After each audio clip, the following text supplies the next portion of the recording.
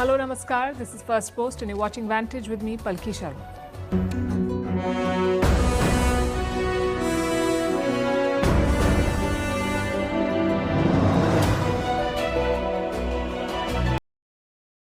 पाकिस्तान को माशी बहरान में धकेलने वाले अफराद की फहरिस्त जारी। बीनुल अक़वामी मीडिया सर्वे ने पाकिस्तान की माशी बदहाली की जिम्मेदार शख्सियात की फहरिस्त जारी कर दी। उस रिपोर्ट में सियासी और इस्करी शख्सियात शामिल हैं जिन पर मिल्की मईशत को नुकसान पहुंचाने के इल्जामात आयद किए जाते रहे हैं। एक ताज़ा तरीन इंकशाफ में इंटरनेशनल सर्च मीडिया सर्वे ने पाकिस्तान को माशी बहरान में धकेलने वाले अफराद की फहरिस्त जारी कर दी है। उस फहरिस्त में सियासतदानों और साबिका एली अहदेदारों के नाम शामिल किए गए हैं जिन पर इल्जाम है कि उनके फैसलों, पॉलिसियों और मुबीना करप्शन ने मुल्क को बदतरीन माली बहरान से दूचार कर दिया। जारी करदा फहरिस्त में शामिल नुमायां शख्सियात दरज झेल हैं। 1. मियां मोहम्मद नवाज शरीफ। पाकिस्तान के 3 बार वजीर आजम रहने वाले नवाज शरीफ को उनकी इक्तिसादी पॉलिसियों और मुबीना माली बेजाबिदगियों की वजह से तनकीद का सामना रहा है।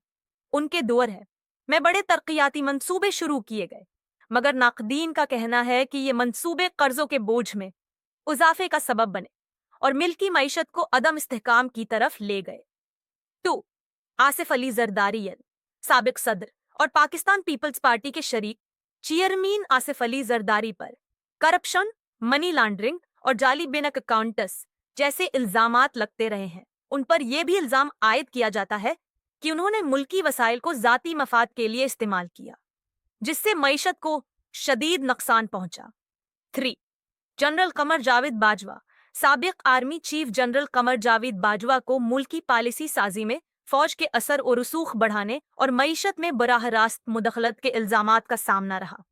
उनके दौर में कई मुतनाज़ा फैसले किए गए जिनके बारे में नाकदीन का कहना है कि उन्होंने इक्तिसादी बहरान को मजीद बढ़ाया। 4. बेनजीर भुट्टो। साबिक वजीर आजम बेनवीर भुट्टो के दौर हुकूमत में माशी बदहाली, बदअंतजामी और करप्शन के इल्जामात सामने आए। अगरचा वो एक मकबूल रहनुमा थी, मगर उनके दौर में इक्तिसादी तरक्की की रफ्तार सुस्त रही और माली बेजाबिदगियां सामने आती रहीं। 5. शहबाज शरीफ।